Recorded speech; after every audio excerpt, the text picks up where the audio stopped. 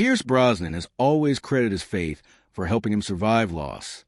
As an Irish Catholic, he has said the church shaped much of how he processed grief throughout his life. That grief has visited him more than once. His first wife died of ovarian cancer at 43, and decades later his daughter died of the same disease at 41. Now, in his early 70s, the man once celebrated as cinema's coolest secret agent finds himself confronting mortality in a much more personal way. And the road that brought him here says as much about resilience as it does about tragedy. Brosnan was born on May 16, 1953, in Drogheda, Ireland, into circumstances that offered little comfort. His father, a carpenter named Thomas, left the family so early that Pierce grew up with no real memory of him. His mother, May, worked as a nurse and did her best to hold things together. But in 1957, she made the difficult decision to move to London for work, leaving 4-year-old Pierce behind.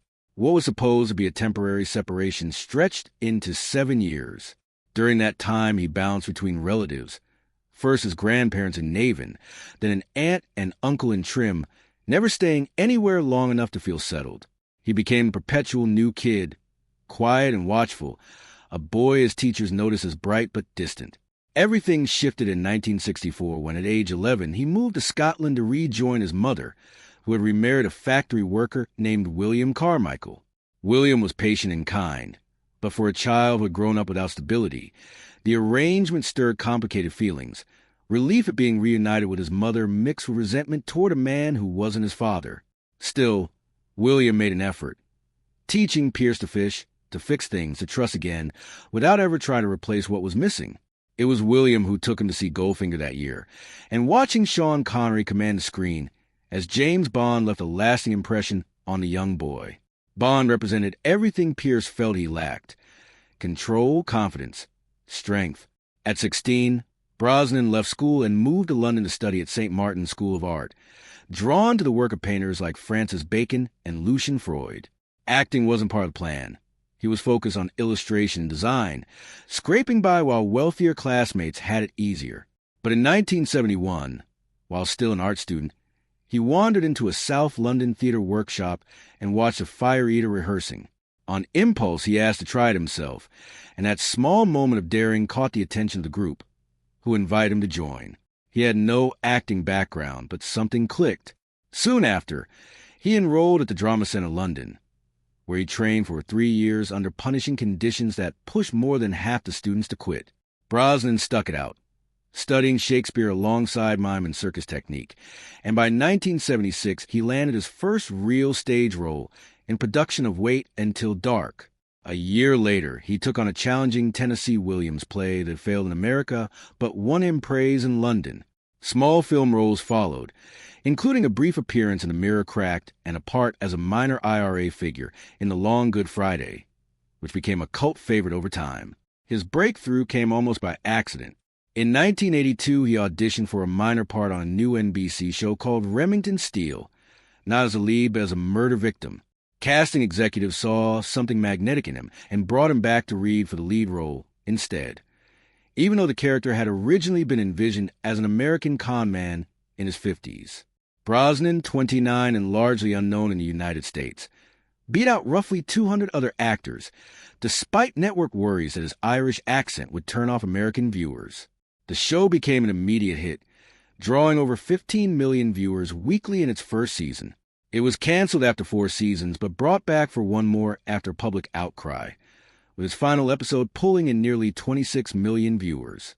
At its height, it generated enormous advertising revenue for NBC and aired in more than 80 countries, even triggering a real spike in private investigator license applications across America. The show's success drew comparisons to James Bond almost immediately, and by 1983, Bond producer Albert Broccoli had taken notice. Brosnan was actually considered for the role as early as 1983, for A View to a Kill, after Broccoli watched him on the set of For Your Eyes Only, where Brosnan's wife had a small role, but Roger Moore ultimately returned for a large payday, delaying Brosnan's chance.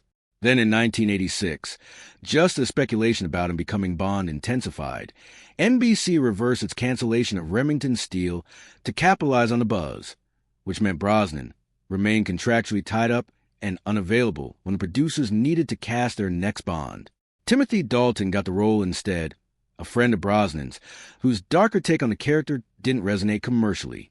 Between 1986 and 1994, the years fans later called his lost years, Brosnan kept working steadily in television and film, including spy-adjacent roles that kept him in the conversation without ever quite landing the part he wanted most. Brosnan met actress Cassandra Harris in the late 1970s, and the two married in December 1980.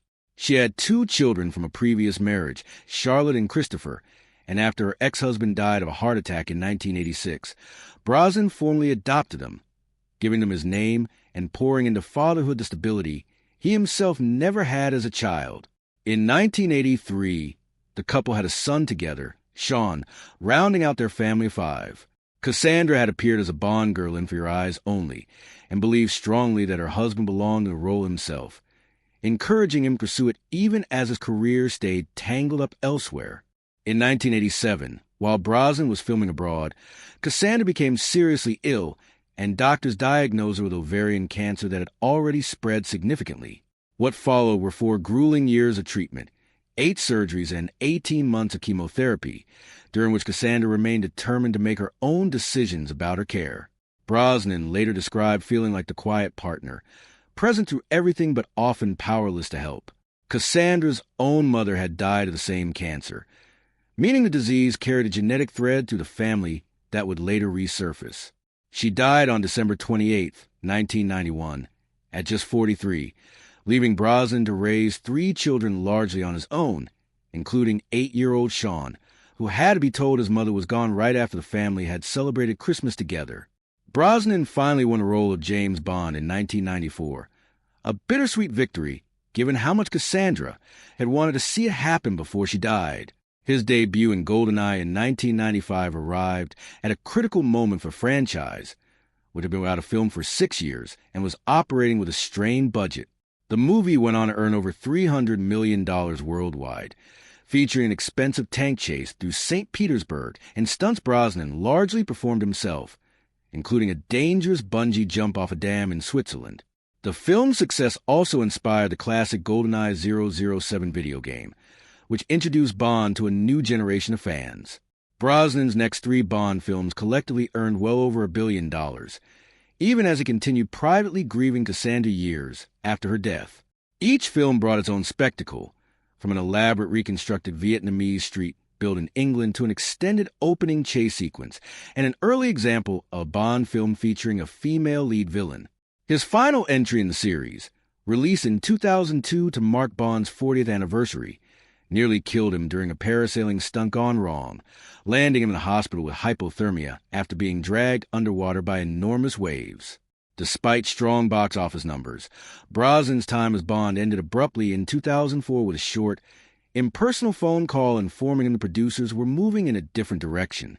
The news blindsided him, especially given that his final film in the role had been the franchise's highest-grossing entry at the time. In the days that followed, multiple film deals fell apart, and his asking price as an actor dropped sharply, forcing him to let go of much of his support staff. He later admitted to falling into a deep depression, made worse by seeing his family's reaction to the newly released Casino Royale trailer that confirmed his replacement. Amid the professional turmoil, Brosnan's personal life had already found new footing. In 1994, he met journalist Keely Shea Smith at a beach party in Mexico, and the relationship grew quickly and seriously. She moved in with him within months and connected easily with his children. The two married in Ireland in 2001 in an elaborate ceremony at a centuries-old abbey, attended by a small circle of close friends. Together they had 2 more sons, expanding his family further. Tragedy struck again in 2013 when his daughter Charlotte died of ovarian cancer at 41. The same disease that killed both her mother and grandmother before her. She had fought the illness for 3 years, and in a devastating parallel to her mother's story, she was diagnosed roughly the same age Cassandra had been. Ovarian cancer's tendency to go undetected until advanced stages made her diagnosis especially dangerous, as it does for most women who face it. Charlotte had married her longtime partner just 2 weeks before she died, determined to give her 2 young children a lasting memory of love and normalcy despite her illness. Brosnan spoke publicly about the devastating symmetry of losing both his wife and daughter to the same disease, describing holding each of their hands as they died. Friends close to him said the loss reopened wounds from Cassandra's death decades earlier, plunging him back into a grief that felt disturbingly familiar even as Keely stood by his side through it. Not everyone in the family found an easy way to cope with the accumulated loss. Christopher, Cassandra's son whom Brosnan had adopted, struggled significantly in the years following his mother's death, cycling through legal trouble and addiction that eventually included a public collapse and later an arrest tied to drug possession. He largely disappeared from public life for 2 decades before resurfacing briefly in 2024. Through it all, Brosnan and Keely have remained a steady partnership, publicly defending each other against tabloid criticism over the years, including scrutiny of Keely's body after she gave birth. She later lost significant weight through simple lifestyle changes and spoke openly about self-respect and gratitude for what her body had accomplished. The couple marked over 2 decades of marriage in 2024 and continue to appear together at public events. Brosnan has kept working steadily, including a turn as Dr. Fate in a 2022 superhero film, and remains active as a humanitarian, having served as a UNICEF ambassador since 2001 and lent his voice to causes ranging from cancer awareness to opposition against nuclear testing. What losing his wife and daughter to the same disease could not do was stop him from using his platform to push for the kind of early detection and awareness that came too late for the women he loved most.